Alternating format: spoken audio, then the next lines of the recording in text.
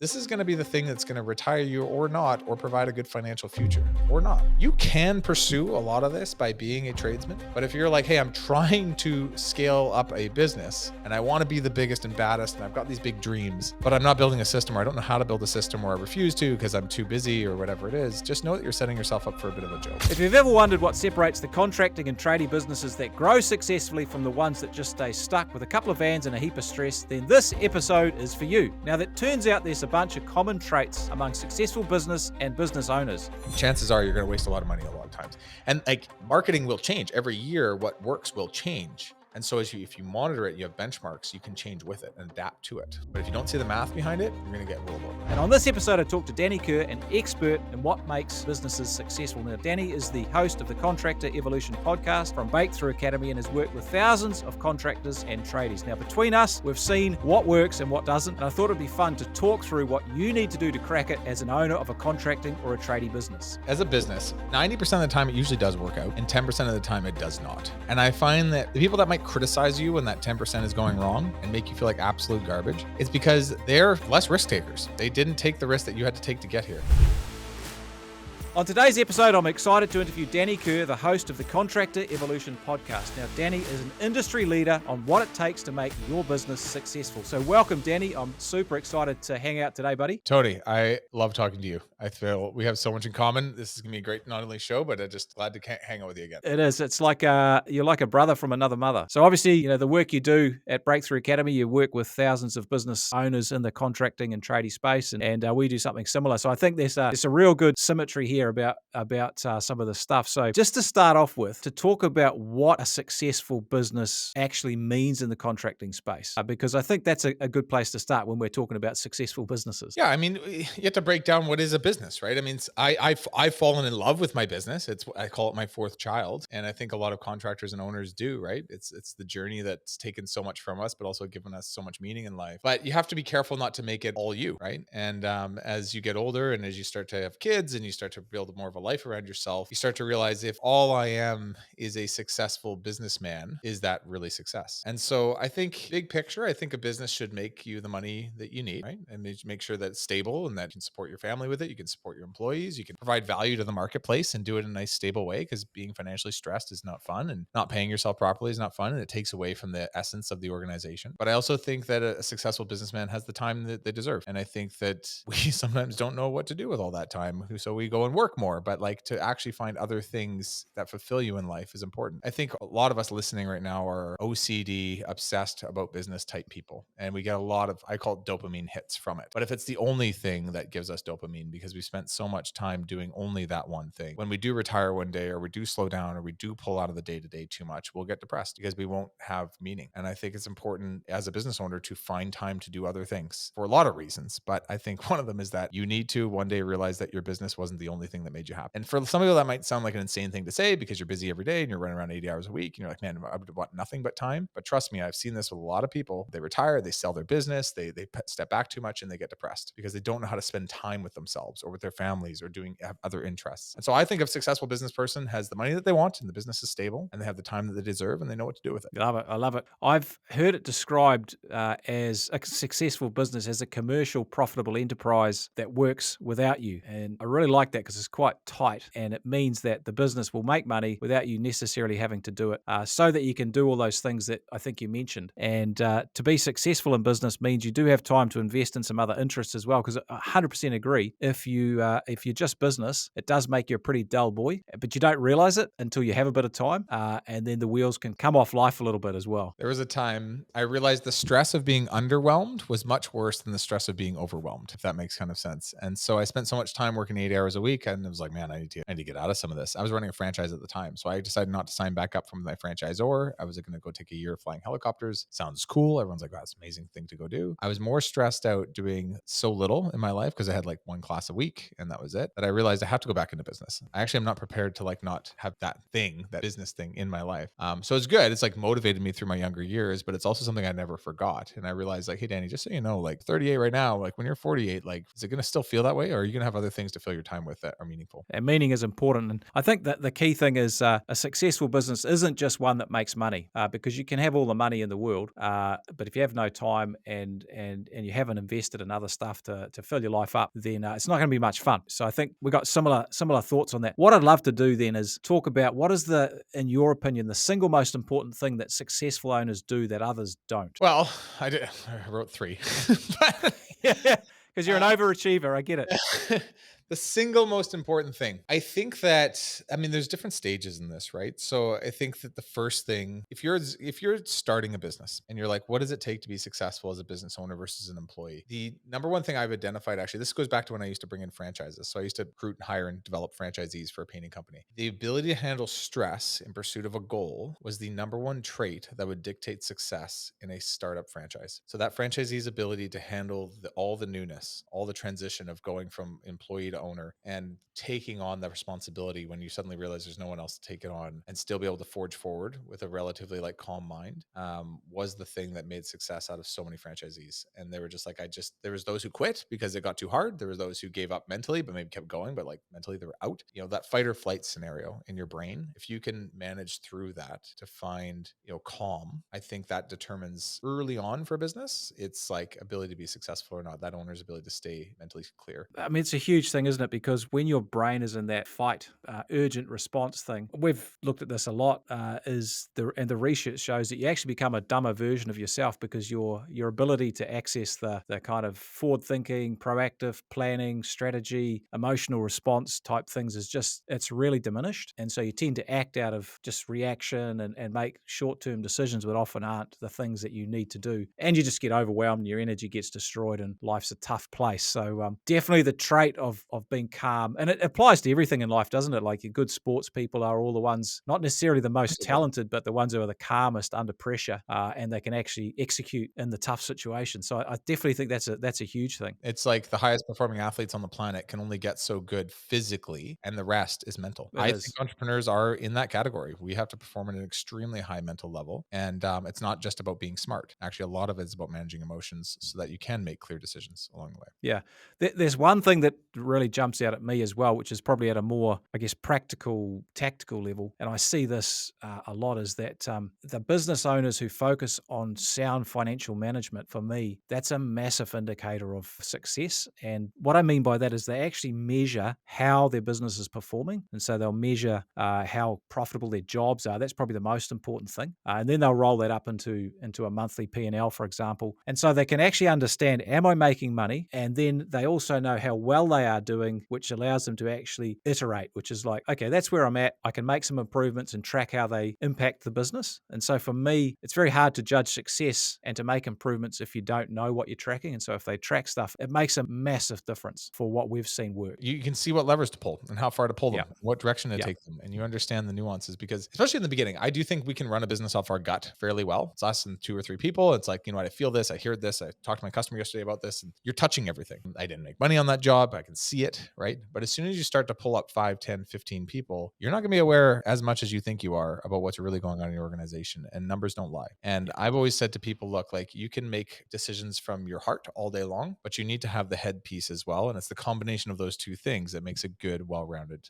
decision. And you Yeah. are likely in your business, the success and failure of it are merely a product of the decisions you're making over the actions you take, especially as you put people in between you and the day-to-day operations. Your ability to make good decisions that actually are the right ones without there's a clear answer. Like our job as entrepreneurs is like, there's not clarity here, but you need to make a call. You need more than your gut. You need data. Yeah, data is massive. And I can think of so many examples of members that we've worked with who starting out don't have cash. They have cash flow challenges. They're under the pump, and you get them to, and I guess the magic trick we find is if they start actually costing some of the jobs they're doing, they'll find that there's certain clients or certain niches or segments of the work that they do that are just actually not making any money and are potentially taking money away from the business. And when they realize that, they're like, flipping heck, this is a light bulb moment. They do one of two things. things. They either put the prices up on those, which is a great idea, or two, they stop doing them. Or they do both. They put the prices up and the clients stop using them, which is a win often as well. And automatically things start to improve. So I think that data piece is massive. And as you said, as you get bigger, you have bigger decisions to make. And I mean, a classic one, and I'd love to dig into this a bit later, is if you're thinking of hiring someone, it's like, wow, how much money is that going to cost? I need an estimator. I'm going to spend $100,000, for example, might be more. How am I going to know that that's going to pay off? Well, you track the numbers, you see how it performs, because you're not hiring them forever. You can actually get rid of them if it doesn't work. So I think that for me is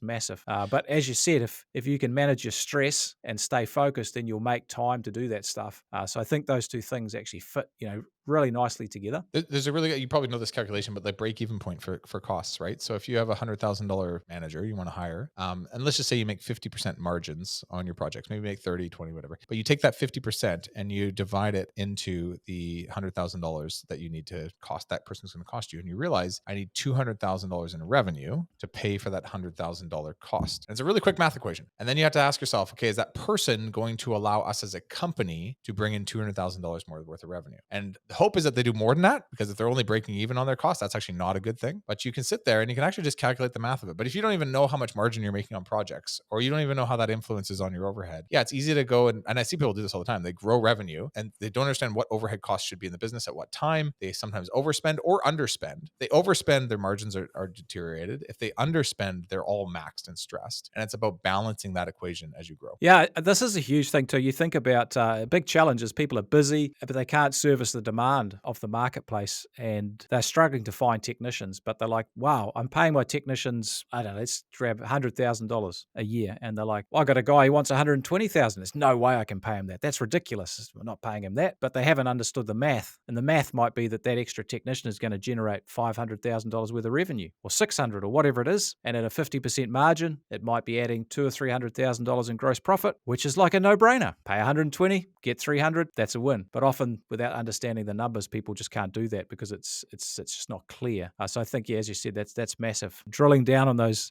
details so you can make those decisions. Got it. Okay, let's talk about a common trap, which is getting stuck on the tools out in the field, doing the jobs. So what I'd love to kick around, Danny, is how do you see the successful operators moving out of this phase while still maintaining control of the work? I mean, I remember doing this. So I was 19. I'd done 1 year running my own business and I had run all the projects myself. And I was bringing in a project manager to run my crews for the very first time. The first thing I had to understand was, what is this job? Because often the job that we are doing right now is the least documented part of our entire company, right? Because we're the ones doing it. So we can plug all the holes and we can do it all ourselves and we can make it all our own thing. And I've actually seen this to this day, even running the business I run today. Like the last role I just stepped out of, unfortunately, is the least systemized role in the company because I was able to cheat and just do it all in my own little dandy way. So being aware of this and being conscious that, hey, like maybe I have a really good process around how technicians, I used to be in painting, so like how they paint homes. But do I have a really good process around how I manage production? Because I was just managing production for the last year or two. So I would say the first thing is like understand what it takes to do your job and what is the process, because you probably, especially as an entrepreneur, don't have it well structured. It's probably your own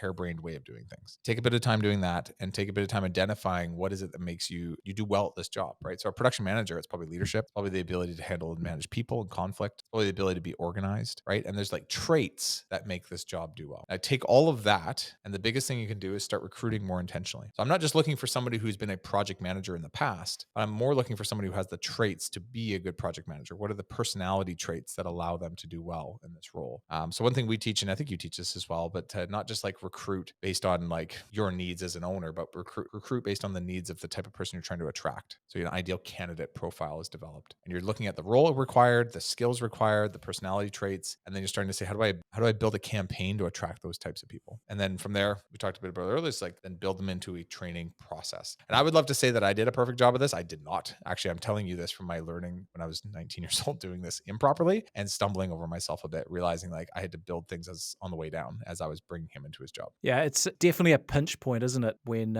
you want to get off the tools, out of the field, because you know that to grow the business, you need to do that. but that fear of it crumbling, or sometimes it's a fear of you don't know what you need to do in the next role yourself. Like Mm. I'm going to turn into a manager and a leader, and I'm not very familiar with that, but I am very familiar with actually punching jobs out and staying on top of the team out in the field to get jobs done. So there's quite a lot of mental high jumps to get through for people, and also there's that often that fear of control. Like, are they going to do a decent job? What happens if they mess it up for the clients? And so that really plays on people's minds. So I think, as you mentioned, kind of systemizing or getting out of your head what you do is absolutely critical. Hiring great people is massive. And again, this is a mindset shift, because it's like, I'll be honest, when we talk to people, often they're like, oh, there's no way I could pay that much for someone. But actually, to get good people generally costs you a little bit more than you want. And it should be a bit uncomfortable, because a good person is, honestly, it's worth three average people, and it's worth spending that little bit extra to get a good person. And the other thing that I've found from a headspace point of view is that there's an inverse relationship between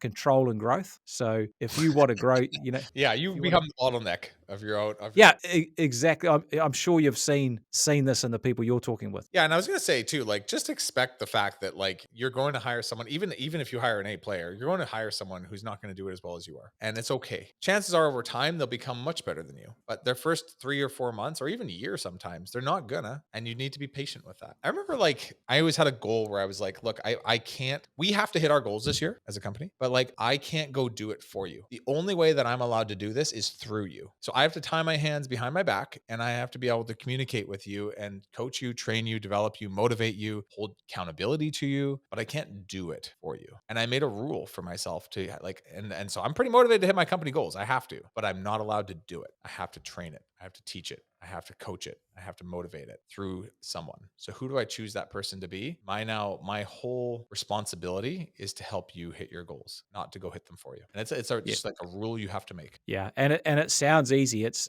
actually Very hard. super challenging, and it's probably why so many people find this as a stumbling point. And often we find is that some of the people we talk with have sort of gone to the point where they've got out of doing all the projects, but then they find themselves dragged back into it, and they have this yo-yo effect of I'm out, I'm in, I'm out, I'm in, I'm out, I'm in. And you may have experienced that if you're listening, but this is where this attitude that you're talking about, Danny, really comes in. It's like eventually you have to make the call that I'm going to get the work done through other people. My role is to train, grow, and develop the team and let them do it. And I think you touched on something. They may not be as good as you. Often they're not. But you weren't that good when you got started either. And the way you got good is by practicing and stubbing your toe and making mistakes and learning. And so you have to be prepared for the people in your business to do some of that as well, because that's how they get good. I was gonna give you that model too. Like maybe you, Tony, you know it's called. So you've heard of the situational leadership model? You can Google it. It's like Yes. really Yeah, well. it's massive. Yeah. Yeah, it's fairly well known. It's just it'd be good to bring attention to that for everybody, just to realize. Go Google this for yourself. It's basically just like what type of communication style should I have with this person and their skill set based on where they're at. So if they don't know anything, they don't really know how to do the task or the responsibility very well. I have to be obviously high direction. It's exactly how you do it. It's exactly what matters. So on and so forth. If they kind of know they've done this with you for a while, they kind of know the task, but they don't really understand the bigger picture. Like they can't problem solve themselves. It's usually time for the next style of coaching where you're letting them know why things are done the way they're done. And you're always showing them what to do, but then letting them know why it's done that way. And then finally, over time, they're going to start to know why and how to do the task, but their confidence in doing it without checking with you first is fairly low because they're used to having you as their safety blanket. And so then you move into this next style of leadership where you're not there to answer any questions. You're there to be their sounding board. So they're going to come to you with tons of questions and you're going to say, great, what do you think you should do in that scenario? What do you think is best? And let them answer their own questions and let them realize, oh, actually, I do have the answers. So you're leveling up their confidence now. And then finally, once confidence is high enough and skill is high enough, that's when you can get to the delegative phase of I'm going to delegate this down to you. And where I find a lot of people screw this up is they go high direction at the beginning and then they go straight to delegation. The person screws up and they go, let me take it back. Let me take it back. You can't do this. It's like, no, you actually have to like take time to develop them through like high direction, some coaching where it's like letting them know the why, and then being their sounding board. It's called supportive style leadership where you're there as a sounding board, and finally then into delegation over time. Yeah, it's gold.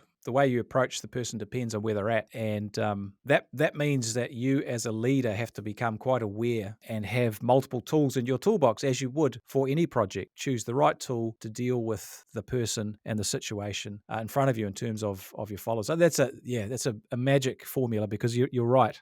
Most people come with a certain style as a leader, so Mhm. they may be quite directive and autocratic, or they may be completely hands off. And often their success is just luck because the person in front of them happened to suit suit their style rather than actually choosing it. So yeah, that's a definite Google, that one, the situational leadership. And it's taught at all universities as well. So it's kind of the basis of effective leadership. So Danny, we're talking a lot about people here. And I think that's a theme that's coming through in, what it takes to be successful. So how do the successful business owners actually approach hiring compared to those who struggle with this? I think you need to see it as a sales process, almost like like if you see a sales process, you see like who's our ideal customer, how do we generate leads to get that customer, what is the like discovery process to go through making sure that is the right customer, what's the estimate process, how do we sell, and how do we close. Well, the same steps are true for recruitment. Who is our ideal candidate? How do we target that ideal candidate through the right kind of verbiage and ads and the language that we use? How do we then pre-screen for that candidate before we spend too much time with them in an interview, so I don't waste my time with no-shows and a bunch of people that aren't a good fit? Then when I'm doing that interview, what are the traits I need to actually look for, and the personality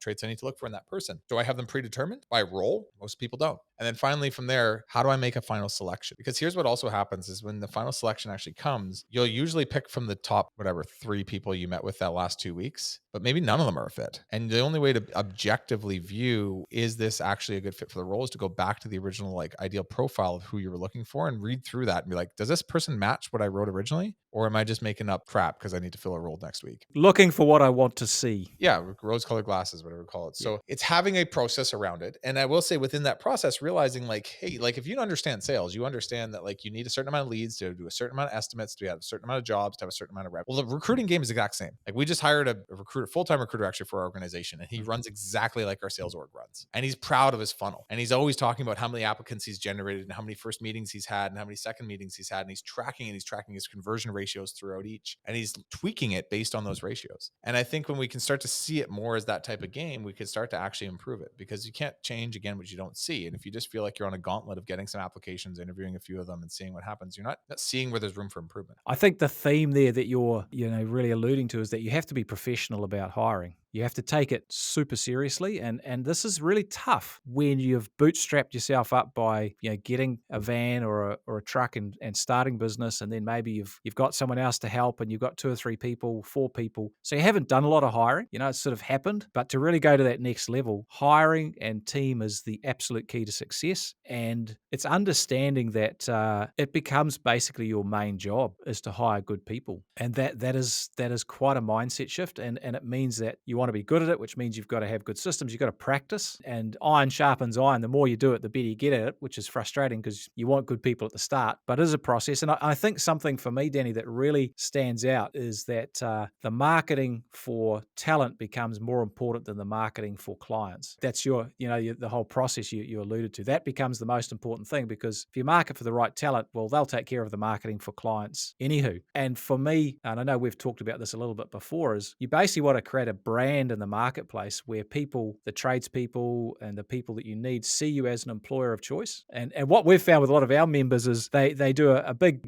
work on their organic socials, and the biggest impact for them is that they hire better people. They're like, oh wow, this has actually helped for hiring more than it helped for actually getting clients, because you've built this brand in the marketplace, and the good people are like, this looks like a great place to work, and I can see other people like me working there, and I can see the cool projects you're working on, and I can see that you do some stuff for your team, and that it's a great place, and culture is important. And so it's like a full court pressure in terms of building that brand in the marketplace. Yeah, there's you might build a website or a brand, or, whatever. You might have some marketing agency come in and help you. Make sure you don't just talk about your ideal customer, talk about your ideal candidates or your Yeah. ideal employees, and say, I want to build a brand that speaks to both in a really healthy way and brings all of us together under one common set of core values. I will say also more tactical too, like building that then needs to lead down to like, how do I get the message out? One thing I wrote down was like, we are likely in the recession of people and have been for the last 10 years. There's less people available to do the work than there is work to be done, which means we're fighting in a marketplace, not only against other contractors, but other jobs generally out in the marketplace Yeah. for good people anyways. B and C level people, there's always someone to do the work. But if you want A level candidates, like you need to be pretty aware that there's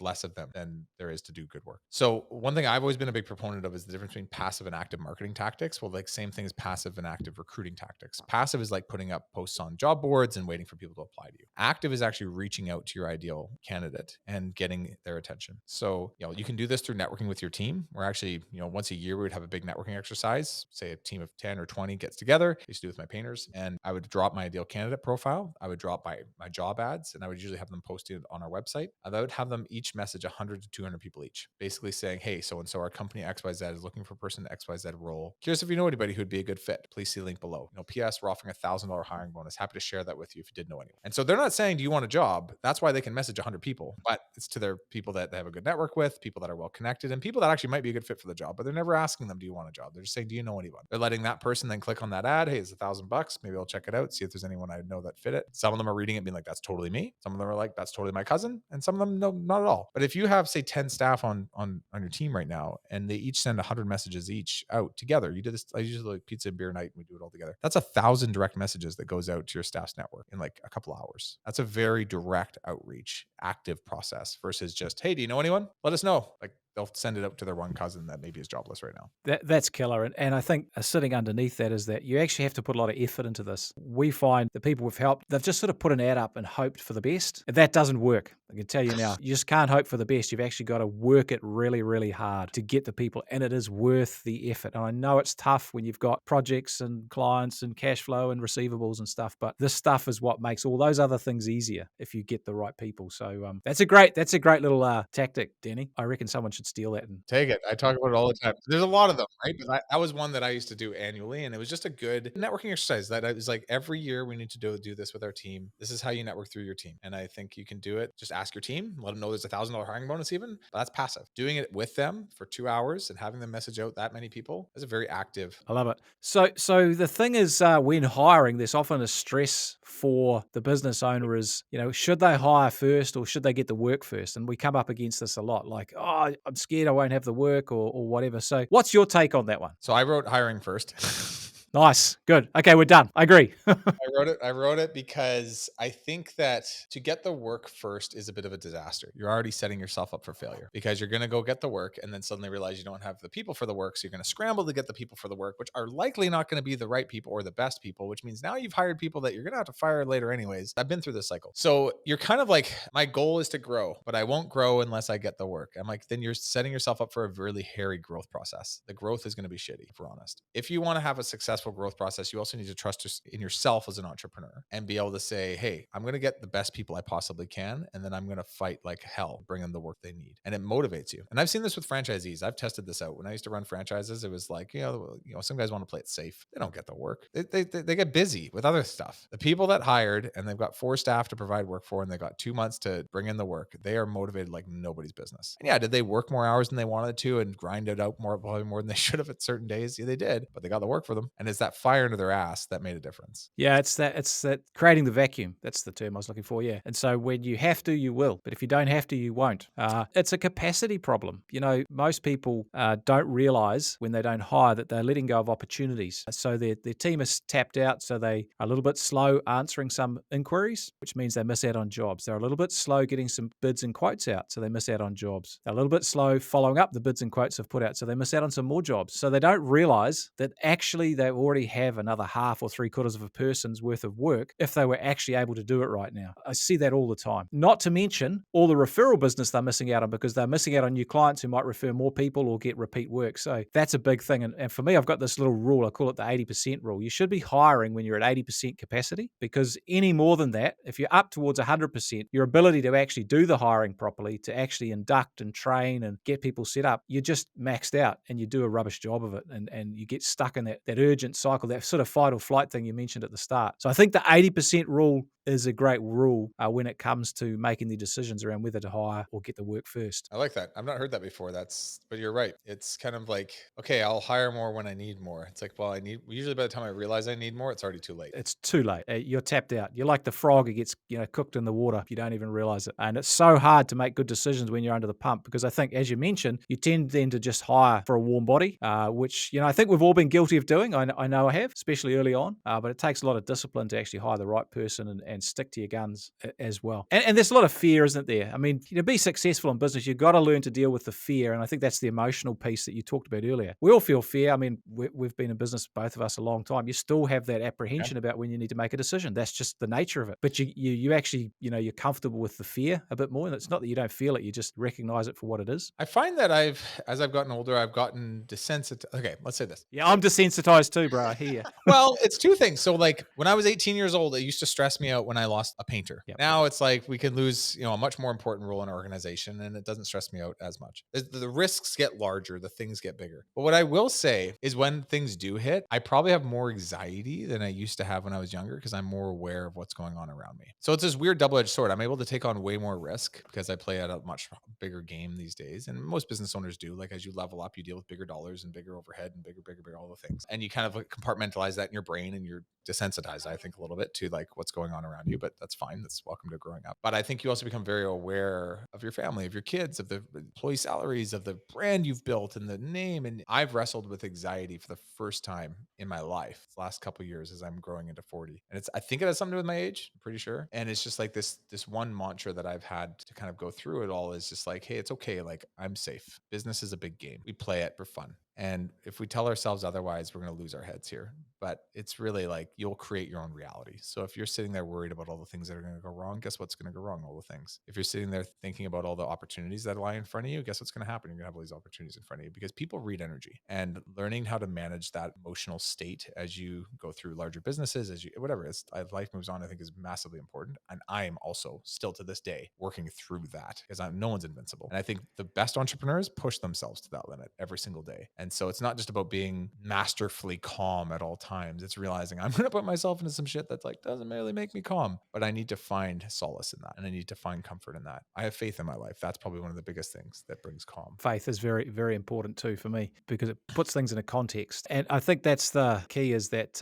most of the decisions we're facing in business are not life or death. In fact, we're pretty privileged because typically we're still going to eat in the evening and have somewhere to go to sleep, which puts us ahead of 90% of the people anywho, if you think on a global scale. And so when you can frame it that way, that really gives you a lot of freedom to actually make some decisions because you want to live your best life. You don't want to get to the end and think, well, geez, I could have done this, that, and the other thing, but I didn't because I was too scared. That's not a place you want to land. You know what I find, Tony? As a business, 90% of the time it usually does work out, and 10% of the time it does not. And I find that when people who aren't running the business, maybe they work for you, maybe they're your friends even, maybe they're customers, whatever they are, the people that might criticize you when that 10% is going wrong and make you feel like absolute garbage, it's because they're less risk takers. They didn't take the risk that you had to take to get here. And if anything, I've learned to celebrate that 10% mistake because I'm like, look, it's the 10% screw ups that allowed the other 90 to go well. And it was my ability to trust in the fact that it's this model, the thing I have is like, it's going to be fine. And people are like, how can you say that? You don't know that. I'm like, I know that 90% of the time it's going to be fine. Like, what about the other 10? And I'm like, totally. It's totally worth the explosion so that the other 90 could happen. And what you'll find is that the success you're looking for does come on the other side of emotional challenge and mental challenge, because if it wasn't emotional or mental challenge, you're not doing anything new or different or interesting, which you need to do to get a different result. It's kind of by definition that these decisions around hiring and all the other decisions you make in your business do come with that sort of emotional challenge, because otherwise you'd already had done it and it wouldn't be a challenge. And it goes back to the original point we had around like what makes a successful entrepreneur, I think, is also it's calculated risk. So like, I know this is a 90% chance of working out and a 10% chance of failure. I'm probably not going to bet the farm on something that's like 60% chance of failure, 40% chance of success, right? Like, I'm going to steer away from those decisions. But if you don't know how to read your data, if you don't know how to do your financials, if you don't know how to look at not just your emotional, like how you feel about something, you don't know how to look at the numbers along the way, you can get caught in a bit of a trap where you're just like, it's going to be amazing. It's like, what's the plan? It's like, I'm not really sure. It's like, be aware of the metrics and make educated risk versus blind risk decisions. And chances are you'll have a pretty good hit rate, and celebrate the ones that aren't, learn from them, but it'll be fine. So talking about progress, Danny, I find lots of owners get stuck in that sort of $1 to $2 million revenue. So they are successful. They've sort of lifted themselves out of that, one or two or three people in their business, but they get stuck there. What has to change for those people to push through to real business success up to 5-6 million to really have a solid business that can work without them? So I call this dip points in business, where you're actually going to spend more money and probably make a little less money actually as well, and take on more risk for no apparently good reason. And the only good reason comes after when you pass that dip. right? And so what's going on is you need to sit down and be like, okay, I need probably an administrative office person. I probably need a sales manager and I probably need a production manager. But they can't all come in tomorrow because I can't afford them all. But I do need at least one of them, maybe even two of them. And I need to be adding all three as we can afford the growth of this. And it's about the strategic execution of the hiring, training, and developing of those people while financially affording those roles over the next year or two to get through that dip point. And what will happen between 1 and 2 million, year one might not make a ton of sense. You're like, I made less money and worked harder, and this person barely did their job. I did half of it for them. Why am I doing this? And you're going to feel like I should just pull out. Screw it. Let's go back to the way things used to be. Hold on. You're halfway through your dip point. You're actually at the bottom part of your dip point. You need to spend the next year getting a little bit more revenue into the company and justifying that role and getting them trained to the point where they are competent and they can truly take on more responsibility and using that revenue, guess what? Not to make more money yet, to hire the next role between sales, production, and financials. And it's, you said between 1 and 2. I think it's kind of like between 1 and 3, 1 and 3.5. And it's like between 1 and 3.5, you'll start to get all three roles in and you'll start to see each person operate the sales team, operate the production team, and maybe take care of the office admin. And you will finally actually feel like you have a team that can execute the day-to-day operations while you can step away and lead them. Your job is to lead them and develop the future of the company. But it's that pivotal time that so many people are unsure and they pull the chute too quick. Or if they do Yeah, it, they grind through it with like relative, like whatever, inaccuracies. It's pivotal because you need to put in those roles. Pivotal because those roles are going to cost you money and it's a bit of risk. You need to educated risk, like I said earlier, to take on. But to know that that is the path that every other entrepreneur has taken before you and will take again, have comfort in that. It's okay. That's what's going on. yeah, it's a Predictable. challenge too because you those costs, big chunks, aren't they? They're an overhead that you slot in, and now you've got an extra $100,000 in payroll cost You're like, to that's put how much in. I So paid myself last year. Like, wait a minute. And I then I know look it's at like the money. flipping ick, and they're not even as good as I am at doing that job yet. And so it does mess with your head. And also what we find is, well, they're not generating any revenue. They're not profit center because they're not actually getting more jobs done. But the thing is, they're required for you to actually go to that next level. You're buying your time back. You're basically creating a bigger factory. Your business is becoming a bigger factory with more capacity to do more work in the long term. And so, like you said, I love that dip point. That's a great way of putting it. Is you do dip down and then you come up, and you'll get to a point where you're super profitable again before you need to invest in the next one, and you'll dip down again. And that process goes on forever. That's called growing a business. It's just good to know that those are times that are going to happen. We're going through one right now. We're at another level of organization. You're doing the same. I know you are, and we're working on another level of our organization where it's like, hey, guess what? It's time to invest. Welcome to being an entrepreneur, buddy. Let's go. That's it. And I think it's super helpful to know that that's normal. Yeah. It's 100% normal, and you should look out for it, and you should be excited about it. And just think about it in these terms: you're going to get a lot more investing $100,000 in your business than you will in the bank or any other asset class, even Bitcoin, because at least you can control it, which is a good thing. One thing I'd love to talk about, Danny, is how the successful business owners that you see treat their employees, because I think this is a big part of it. So what do you see that they do differently? It's an interesting way of looking at business. And I actually don't even know that this is rules. This is more just what I've noticed. As an owner, you can look at your employees and say, the employee's job is to serve the company. Or you can look at your employees and say, my job is to serve my employees. And I actually think both are true. But I think you as an owner have to take the first step. Because if the employee's job is to serve the company and the customer and always do what's best, do you know what I mean by that? Yep. You as an owner have to go first and say, I'm always going to do what's best for you then. And if your expectation is just that they need to do what's best for the company and what's best for the customer without you going first and saying, actually, they won't. It's the gift of reciprocity. And so as an owner, to know that like all I'm going to do is take care of my people is the first step that I think a lot of people need to be able like, okay, then yeah, I can always take care of you and the company. I will say some people don't think that way and they're shitty people and you might want to fire them, but like I've always just been one to be like, look, I'm the owner, I'm the leader, like there's lead here. And like, yeah, like I care about you. I care about your success. I care about where you're going in life. And I will do everything I can to make you successful. And I'll find good people who feel organically like good. Since you're like Danny's all about that, like I feel like I should be caring about our customer like I never have before, caring about our work and our jobs because he's building into me. Yeah, we've found the best way to show that you care is to actually care as well. Yeah, as an owner, Oh, it's a revolutionary concept, right? There are unfortunately a bunch of owners who, if they really look in the mirror, they look at their staff as just a means way to of get a job production. done. Yeah, they're just a means of production, and that's very dehumanizing. And I'm not saying that your team shouldn't do the job and you shouldn't hold them accountable. You should, and winners love that. That's part of the thing, but it is actually fundamentally caring for them as people and providing a great environment. This is the absolute key to success, and that's how you hire and find great people as well. So that culture piece, all that sort of stuff for me is just massive. And the more effort you put into that, it just pays off in spades over and over again down the track. There was a really good podcast I did with somebody who wrote a book on recruiting training and developing people and building a culture properly.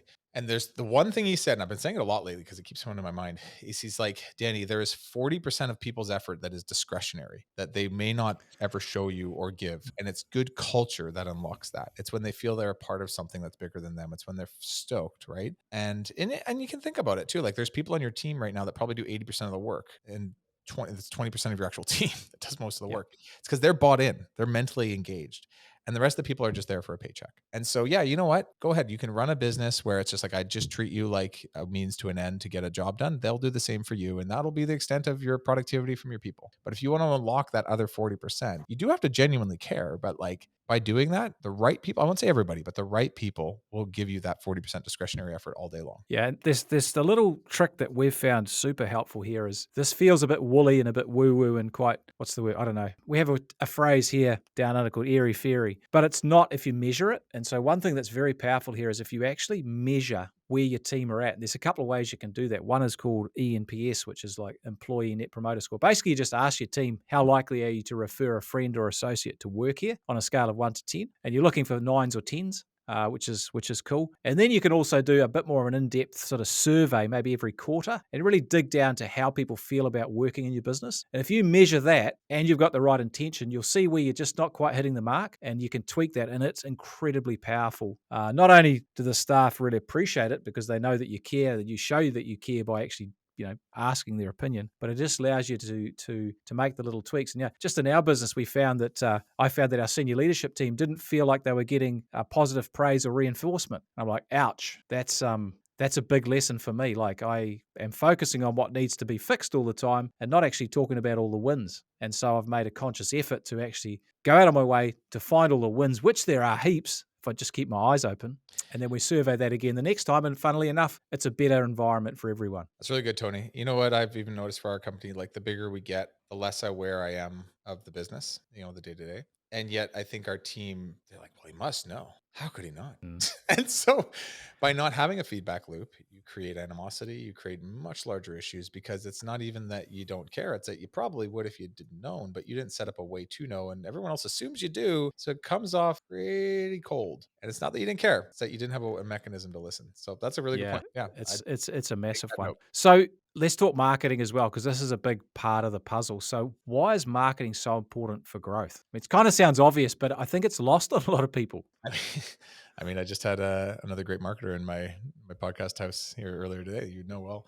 We were talking about this. I mean, so it's two things. I mean, one, the obvious reason is you need to be able to have good leads to be able to have jobs and da da da. But I think that like as a company, you need to be able to choose who your customer actually is. Because if you can't choose, you can't systemize anything. Because every job is going to be unique, and every service is going to be its own thing, and you're going to feel pulled doing too many different types of projects from too many different types of customers, and you can't build a brand around it, and you can't scale anything that's not repeatable. And so I think if you have good marketing, you can start to pick your projects, pick your niche, pick what you're the best at, and then niche into that, and then market your niche, and then get even more traction because now you're the best in your entire area at that one thing that you do. But until you do that, you'll always be subject to those who call you and you're desperate for work because you got to pay the bills and you're always reactionary doing a bit of randomness, which is not very systemized. It's not very repeatable. It's not very hireable. And you're stuck filling all the holes. So I think marketing is kind of the lifeblood of the entire organization for, yes, the reason that you get leads to book jobs to fill the pipeline. But I think even more importantly, to be able to pick your projects, pick your niche, pick your ideal client. Man, that's so insightful. I mean, it's about power. If you just take whatever you get, like you said,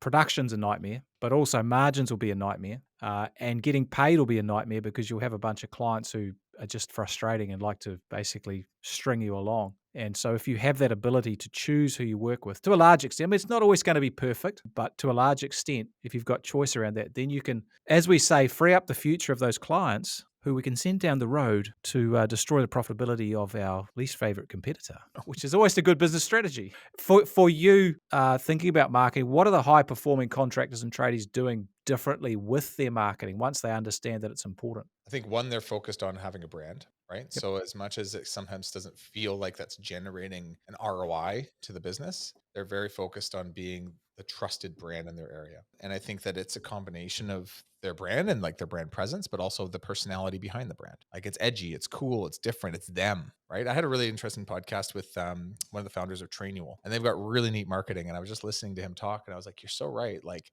it's having fun with your marketing in ways that are unique to you, and not just trying to do what gets leads. It's willing to take some risks and have some, yeah, just like be a little bit unique and wild and crazy if that's who you are, or whatever it is you believe in, and making sure that you have a brand, but that the brand really speaks to who you are as an owner, so that you resonate with it. Hopefully the people you've hired who resonate with you resonate with it, and your customers, the ideal customers, resonate with that. So I think that's a big piece to it. And then I think the other thing is just understanding the levers that create an ROI in the company. So what is your client acquisition cost? Right? What does it cost you to get a lead? What does it cost you to sell that lead? And now, what is your average ticket item for those leads? What's the equation on that? And understanding the math behind this, and then building a pipeline around that. So I need to be able to turn this up more, turn this down a little bit, to be able to equate a certain amount of paid, a certain amount of referrals, a certain amount of on-site marketing, and understanding client acquisition cost and lifetime value of your customer by source allows you to actually start to dictate where you need to allocate more time, money, effort, and resources. But if it's just always a spray and pray approach, chances are you're going to waste a lot of money a lot of times. And like marketing will change every year. What works will change. And so if you monitor it, you have benchmarks, you can change with it and adapt to it. But if you don't see the math behind it, you're going to get rolled over. I've had a lot of our members ask, "Oh, what should my marketing budget be?" And it's a flawed question because of the things you've talked about. It really is. If I know that it costs me $160 or $200, let's say, to get a job through Google Ads, and that job on average is going to make me $1,200, then I'm like, well, I don't need a budget. I just need to spend more money on marketing and hire more people to do the jobs because it's like you put money in and you get money out. And so if you understand that equation, you're not so worried about the budget. You're just worried about your ability to spend the money in and actually provide the service, Your ROI which is the multiple. key. Yeah, Yeah. the ROI ROI multiple. multiple. So I think that's killer. Measuring is massive. So one thing, mate, I want to talk about is systems, and before we wind up. Now, I know you guys, produce lots of content to educate the market. So do we. This YouTube and the podcast we do, and even the ads and stuff. So what we find, I don't know if you find this, but stuff to do with systems and processes is always super interesting and always hits hard with the listeners. Why do you think that is? Because I think if you don't have a system, you are the system. I think that you have a choice. You're either a tradesman or you're a businessman. And the difference between the two is someone who builds and operates within a system and someone who does the work. And that's totally fine. And I think for, I don't know, 100 years, we had a lot of tradesmen in the industry. And I think over the last 15-ish years, a lot of business people have entered the equation. And so the only difference between the two is those who have a system and those who don't. And so you have to ask yourself, like, am I building an asset or am I just sleeping here? Am I renting or am I buying? Right? Am I renovating or am I just like patching holes? And that is the difference between having a system and not. And so I don't know, like a lot of us, we're entrepreneurs. We actually identify as an entrepreneur over just a tradesperson. So if that's you, you have to realize like, hey, this is going to be your biggest asset you'll ever own in your entire life. This is going to be the thing that you spend more time on than probably spend with your family. This is going to be the thing that's going to retire you or not, or provide a good financial future or not. And you can pursue a lot of this by being a tradesman. And I don't think there's actually anything wrong with it. Just know that you better love the work, right? And if you love the work and it pays the bills and you're happy, honestly, there's no ego to this. Actually, it's totally cool. But if you're like, hey, I'm trying to scale up a business and I want to be the biggest and baddest and I've got these big dreams, but I'm not building a system, or I don't know how to build a system, or I refuse to because I'm too busy or whatever it is, just know that you're setting yourself up for a bit of a joke, and you have a dream with no implementation of reality. And so choose. Do you want to be a tradesperson? Because you can make good money doing it. You might as well actually Yep. honestly probably work for someone or subcontract, and you can make great money. Or do you want to run a business? And if you do, you need a system. Otherwise, you're missing like the vehicle that's going to take you there. Yeah, it's like the chassis that provides the organization for the business. And I think people who are listening intuitively know that a system will make life easier, and that a system will make their business operate a bit more like McDonald's than just a man in a van running around trying to organize everything and juggle all the balls. And so if it's written down and it's out of your head, it's a system. Someone else can do it. And I think the thing that you touched on there, which is powerful, is that this actually creates enterprise value. It means that the business, rather than being you, is actually becoming a separate entity to you. And when it's a separate entity to you, that's where it can become a commercial, profitable enterprise, which is kind of where we started the discussion around what is actually a successful business. So it's massively important. Now to get to those systems, and I think we have touched on this a bit, but I want to make sure that we get all of this because I think this is important. How do the actual successful business owners think differently? They prioritize the long term over the short term. And so they'll make tough calls short term, which cost them more work. They have to fire that key person. They have to invest in that $100,000 salary. They have to take on that new initiative and learn, even though they're done learning. They don't want to learn anymore. Whatever it is, there's an objection where short term it's going to kind of suck. Actually, it's actually the thing that everyone's like, oh, why are we doing this right now? Because they're prioritizing the long term. And it's that old adage, right? Short term pain for long term gain. And I find that over and over and over again. And honestly, as much as I even say this, I've seen it probably the best within my business partner, Igor, who is always working on the future of our organization and always even calls me out sometimes, say like, dude, why are we not doing this? Because it's going to be tough to make that transition happen, or it's going to be tough to take on that new initiative. Or he's like, I know, but like, that's where we're going, isn't it? It's like, yeah. It's like, then we're either building success into our future or we're not. We have to choose. One thing I will say about this actually that motivated me a lot through my younger years. I always thought about like, this was beyond business. This was like me being 18 years old and I was working super hard at school just to get straight A's. And I was trying to get scholarships to go to university. And all my friends were just like hanging out on the weekends and just like partying basically. And they're like, dude, like, why don't you come and hang out with us? I'm like, because there's a future Danny who's 35 years old that is going to thank me. And I want to work hard for future Danny. I want to make sure that guy has a good life because that's where I'm going. Past Danny, it's already over. And so I'm now 38 and I look back at like my 18-year-old self saying that. And I'm like, thank you, 18-year-old Danny. Like, good job. Like, look at all Yeah, that well hard work done. you put in so that this Danny can actually have a great life with his kids and his home and his business and his stuff. But it was like, it was always being like that and always building and investing into my future because I knew that's where I was going. I wasn't going into my past. I was heading towards the future. So I might as well make a good, comfy, awesome place for there and not borrow from my future like a lot of us do in society. We're used to, we actually been trained and the Western world's been trained to borrow from the future. That's what we always do. That's what we're doing all the time. We take out a credit card, we take out a loan, some of it we can leverage, but generally debt is borrowing from your future. Whereas I always been like, no, let's invest in my future because that's where I'm going. Yeah, I love Jim Rohn. I know you will have heard of him. He's an absolute weapon. He's dead just now, unfortunately, but he said there's two pains in life: the pain of discipline and the pain of regret. And one weighs in ounces and one weighs in tons. Right. So discipline is hard, but regret in the long term is way harder. And that's kind of what happens if you don't prioritize your future. You will regret it. You'll be frustrated, and then you probably blame other people for your lack of success down the track. But it'll be your own fault. Said with love. And I think there's a couple of other things that really jump out at me is the successful people, they know their worth and they're comfortable with money. They're comfortable with asking for money and they understand the importance of profit. So they have a good sense of who they are and the fact that what they do is valuable, which means they charge appropriately and they make profit. They make profit a habit because a profit doesn't just happen. And the second thing that really stands out at me is they've made that switch to understand that their job is to build the team and the team's job is to grow the business. And that's very powerful. And there's a lot to that. It sounds easy, but there's a lot to it, but it is absolutely critical.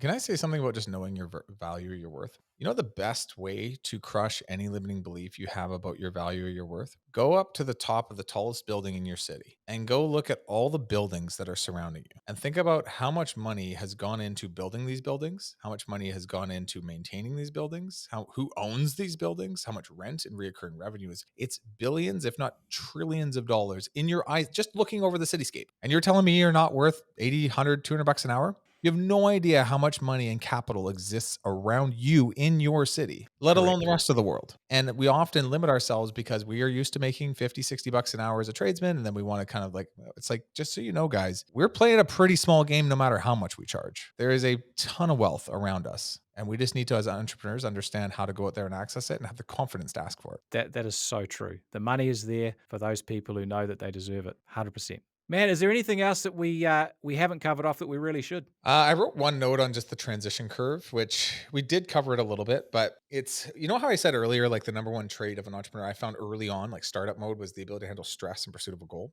This was actually something that not only did I interview for franchisees, but I also trained and also just myself, like take myself through it all the time. But it's just a good thing to be aware of, which is like when I'm going through good and bad times to identify where I am on the emotional transition curve of entrepreneurship. And so I'll just play this like scenario out for everyone listening and just identify where you are. And everyone's at different places, but it's good to know where. So I think with any new idea, with anything, new job, new employee, new project that you've never done before, whatever, new marketing initiative, there's this thing what called, everyone starts at the high called the uninformed optimism stage. You're like, this is gonna be amazing. What could possibly go wrong? We're gonna hire this guy. He's gonna be a project manager. He's gonna take over all my work. It's gonna be great. Just know that right after that happens, there's another thing that comes right afterwards, which is informed pessimism. This guy sucks. He's costing me a lot of money. I'm spending more time just teaching him how to do his job than I could just do it myself, whatever it is. And that'll continue for a while. And especially that negative language, it's either external or internal. So you're either internalizing, which is, I suck, I'm not a good enough leader, I shouldn't have hired this guy, you're beating yourself up. Or there's external language, which is like, millennials suck, whatever, Gen Z sucks, these like people are lazy, people are stupid, lazy, and unmotivated. But in doing that, you're dragging yourself further down this transition curve until you get to the bottom, which is what's called crisis of meaning, which is like, hey, this guy just blew up a pretty big job, cost me $100,000. I don't know if I can pay payroll next, week or whatever as a result of this. And you know that you're in crisis of meaning when you're driving from job site to job site or in the office all day, and you don't really remember how you got to that project or what you did all day. And the only thing that's ringing in your brain is, I don't know why the fuck I'm doing what I'm doing. And literally, you're probably swearing in your own brain. And it's important when you're there to acknowledge and realize and understand that this is just a stage. This is not you. This is not who you will always be. And a lot of people at this stage give up right when it was time to like figure something out. Like they had an opportunity to grow from it. And so the thing I often do, I sit back and I'm like, okay, why am I doing what I'm doing? I pray. I talk to my wife. I talk to my friends. I actually take space. I make zero decisions. So what we were talking about earlier, like high emotion, low intelligence, making zero decisions. I'm usually not like in meetings, like I'll cancel a meeting or two because I need to just have space to breathe and find my why again and rest. And from there, I need to just realize like it's not whether I can or cannot do something. It's my ability to ask, how can I? And slowly start to problem solve the circumstance and not to fix the problem or not fix the problem, but to be in the process of figuring it out with no exact end date. I won't fully know like when it actually gets resolved, but I know that over time, I'm in the process of figuring this out. And over time, as most of you have probably been through this before, it's like these transition curves happen on big annual cycles and sometimes small, even micro weekly cycles, but we all go through them. But over time, the solution becomes clear and the thing gets worked out. And guess what? You moved on and you learned something from it. And now you're in what's called informed realism, which is you now know that it sucks and that it's hard, but you've solved it once. And the next time you go through it, the transition curve up and down is lower, is less. What we were talking about earlier about like being in business for so long, having a bit more of an ability to take on more risk and more like complexity. It's because you go through those transition curves and come out on the other side into informed pessimism or informed realism. But if you as an entrepreneur reach these transition curves and you get to the very bottom and you give up on that employee or you give up on that strategy or you give up on that, like chances are you're going to form a limiting belief. And for the rest of your business career, you're going to always tell your staff, whether it's subtly, subconsciously, or actually say to them, that can't be done. And then your team, your customers, yourself, everyone around you will just start to repeat that back to you. And you'll just become a believer that that can't be done. And so just know that as you go after all this stuff that me and Tony are talking about, and you go for growth and you put yourself into scenarios you've never been before, you're going to go through transition. That's totally normal. We are too, just so you know. Mm-hmm. And being aware of that emotional transition curve is probably the most important thing because you can see, hey, I'm here right now. Okay, what do I need to do next? Versus nobody ever goes through this. I got to get out. It's like, no. Just so you know, welcome to being an entrepreneur. It's a part of Yeah, the process. and what happens is you build your entrepreneurial muscle, which is actually dealing with the uncertainty, the fear, the frustration. If you do it once, your muscles are a bit stronger. You can do it again. If you keep doing it, eventually you get to the point where those entrepreneurial muscles are very strong. If you don't do it, they get weaker, your confidence goes down, and you end up basically dying in a hole in your business. Which is not where you want to be. That was exceptionally helpful. That curve is that awareness of that is very powerful because it is a mental game, and getting on top of the mental game actually helps you implement all the strategies and tactics that actually make the difference. Man, this has been super fun. I think there's some absolute gold here. I've certainly learned some stuff as well, man, and I appreciate being able to spend some time with you, Danny, talking about the stuff that we're both so passionate about. And my hope is that if you've been listening today, that you've got some gold nuggets you can take away, actually put into action in your business, and get some meaningful results, so that your business, more importantly, that your life is more successful, more peaceful, and more happy. This has been fun, man. Appreciate Tony, you. I every time I'm talking to you, I'm chuckling to myself, realizing that all the things we teach a lot of these contractors, you and I as as business owners of these training companies, also have so much in common. And I really appreciate getting to know you. And I also sense and feel a lot of what our the people we coach feel, just having this community of like-minded entrepreneurs around us. I love talking. So, Yeah, it's good stuff, man. Take good care, buddy. okay. Thanks, Tony. Congratulations on being part of a select group of savvy business owners who are taking their businesses to the next level. And to help you on your journey, don't forget to check out our show notes for a copy of our free book, The Profitable Tradie, and other valuable resources. Thanks for being a part of this special group, and we'll see you in the next episode of the Profitable Tradie podcast.